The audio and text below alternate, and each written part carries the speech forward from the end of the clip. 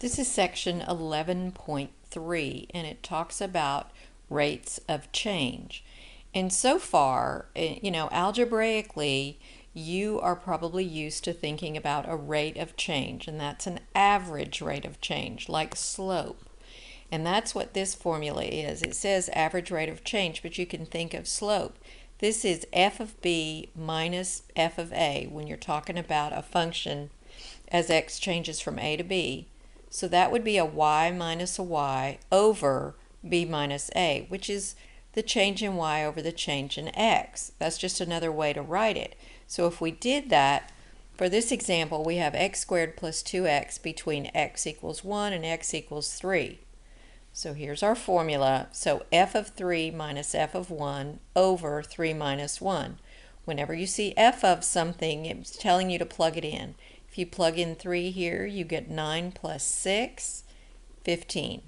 1 here, you get 1 plus 2, which is 3.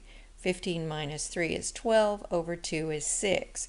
So the average rate of change between those two numbers in this function is 6.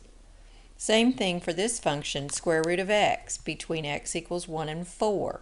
That's f of 4 minus f of 1 over 4 minus 1. If I plug in 4 here, I get 2. If I plug in 1 here, I get 1. So 2 minus 1 over 3, 1/3. So that's average rate of change. We're used to that. But now we're going to talk about instantaneous rate of change.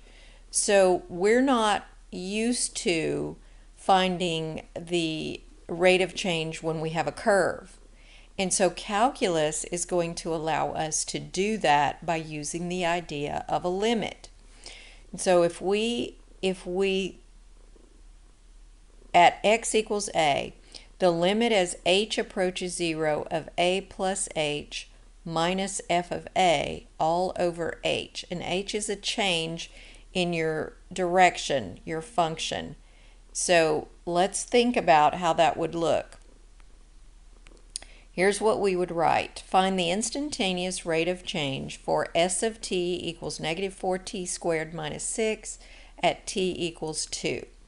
So this is a parabola, and they're saying at the particular moment t equals 2, what's the instantaneous rate of change? We're not talking about average.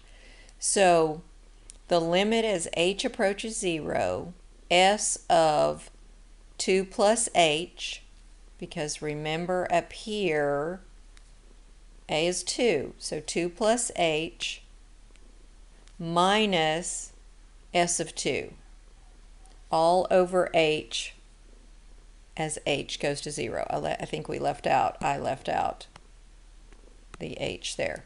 All right, so negative 4 times 2 plus h squared minus 6. So I took 2 plus h, plugged it into this function. Minus s of 2, I'd plug 2 in for this, and it'd be negative 4 times 2 squared minus 6. You have to square this item, this binomial. You get this, so I still have negative 4 of those minus 6 minus, I've done a little bit of cleaning up there. So now I multiplied the negative 4 here. I still have a minus 6. That minus has changed both those signs. So I've got that.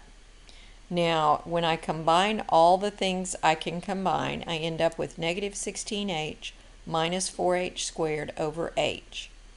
Well, I can't take the limit as that goes to 0 because 0 is on the bottom.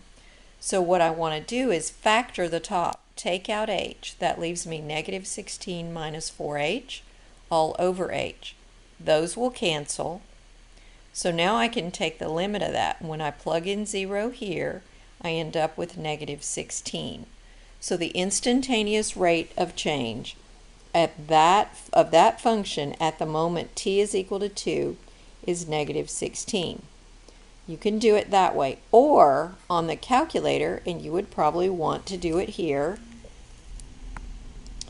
So in the calculator, you can go to your math function. Number 8 says n derivative. That's a numerical derivative, meaning you can take the derivative of a function at a particular x value. So in the newer systems, it looks like this, and you have to put x in for this box.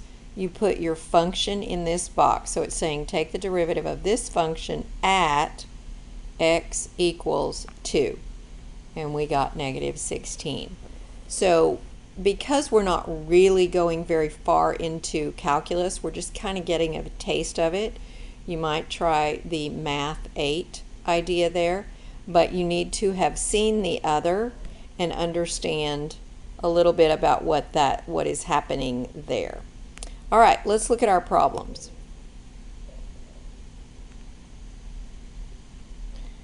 All right, so the very first few are on average rate of change, so that should be pretty familiar. We have a function. What's the average rate between 4 and 5?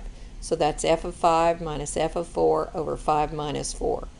That's plugging in and evaluating, and we should get 12. That's pretty straightforward. Number 2 gives you a function and gives you two intervals. We're going to do it once with 3 to 5 and once with negative 3 to 3. Same exact thing, f of 5 minus f of 3 over 5 minus 3. Plugging in, I got 147, and then I got 27 doing it that way. Be sure to use parentheses when you're squaring, cubing, because you could mess up if you have negatives and you don't do that. Number 3, same thing. We've got a function. We're doing it between 0 and 8. F of 8 minus f of 0. So we're plugging in 8, we're plugging in 0. That gives us square root of 25 minus the square root of 1. So that's 5 minus 1 over 8. That's 4/8, which is 1/2. So these are pretty simple. Now, find the position of an object moving in a straight line given, here's your position function. So that's position. Instantaneous velocity, that's the same as instantaneous rate of change. That's a derivative. Now I've done two things. I've taken the derivative of this, 4t plus 5, and at t equals 6, I'm plugging in 6 to the derivative and getting 29. Now, how did I get that derivative? That's kind of something you will learn in the second half of this course, but we're kind of shortcutting at that point.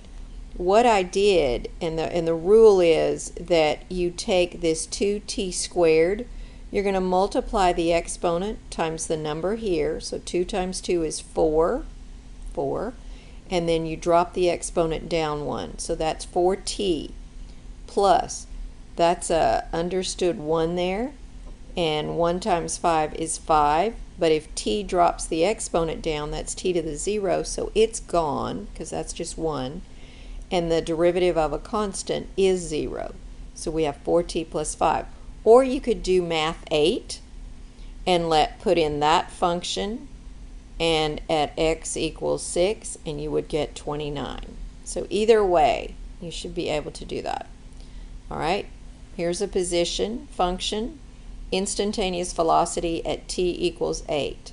If we take the derivative, like I said, 3 times 7 is 21, t squared minus 16t to the first. Derivative of a constant is 0. So here's my derivative. You can plug in the number to this. You get 1216. Or you can do it on Math 8 and you get 1216. So that's the instantaneous velocity. Instantaneous rate of change for this function at x equals negative 4. If I take the derivative by hand, 2x, we drop the exponent down, so we have 2x to the first plus 3, plug in negative 4, you get negative 5. If you do Math 8, you're going to get this. Same thing. All right. Suppose that the total profit in hundreds of dollars from selling X items is given by, so we have this function, get that bigger, P of X, so that's my profit function. Find the average rate of change of profit as X changes from 3 to 5. So, from 3 to 5, P of 5 minus P of 3 over 5 minus 3, same thing, average rate of change. You do get 28, but this says in hundreds, so your answer would be 2,800. It gives you another interval from 3 to 4. You should get 24. The work is here, and you're going to make that 2,400. Find and interpret the instantaneous rate of change of profit with respect to the number of items produced when x equals 3. So on C part, if you take the derivative of our original function, let me go back up here. So we had 4x squared minus 4x plus 9. If I take the derivative, this is p of x. So p prime, that's the derivative. 2 times 4 is 8x to the first minus, remember when you have a 1 there and you take that away, that x is going away, so we just have minus 4, and that becomes 0. So 8x minus 4, if you plug in 3, you get 20. You could do it on Math 8. D part. Find the marginal profit at x equals 5. Okay, so if we find p prime of 5, we're going to plug 5 in, and we get 36. When we put those answers up here, be sure that we're putting it in hundreds. Okay. All right, number 8. That away. Suppose customers in a hardware store are willing to buy N of P boxes of nails at P dollars per box as given by this function where P falls between 2 and 5. Find the average rate of change in price from $3 to $4. So A part is average rate of change, and we're getting negative 28 when we do that. So negative 28 would be A. That's the average rate of change, so the change is going down. B, find the instantaneous rate of change of demand when the price is 3. In prime of this, all right, the 70, that goes to 0 when we take the derivative. The derivative of negative 4p squared is negative 8p. Plug in 3, you get negative 24. So B part is negative 24. C, find the instantaneous rate of change when the price is 4. So same thing. N prime was negative 8p. Plug in 4, you get negative 32. So that would be that one. Number 9, the distance of a particle from some fixed point is given by the following function. So this is a distance function. What is the average rate of change of s of t over the interval from 4 to 5? So again, s of 5 minus s of 4 over 5 minus 4. We're plugging into the function, and we should get 11. Okay, because it's over 1. B part, average rate from 4 to 6. We just changed s of 6 minus s of 4 over 6 minus 4. We get 12. What's the instantaneous rate of change when t equals 4? So s prime, let's look at the function. 2 times 1 is 2, t to the first, plus, and that would be 2 t to the 0. Well, that goes away, so it's just plus 2, and the derivative of a constant is 0. So we have 2t plus 2, and the s prime of 4, we're going to plug in 4, and we get 10. So we're just getting a taste of instantaneous rate, which is the derivative at a particular time. Now, you can't use that Math 8 if you're just finding the general derivative, but if you're finding a numerical one, you can. So hopefully that'll get you through section 11.3.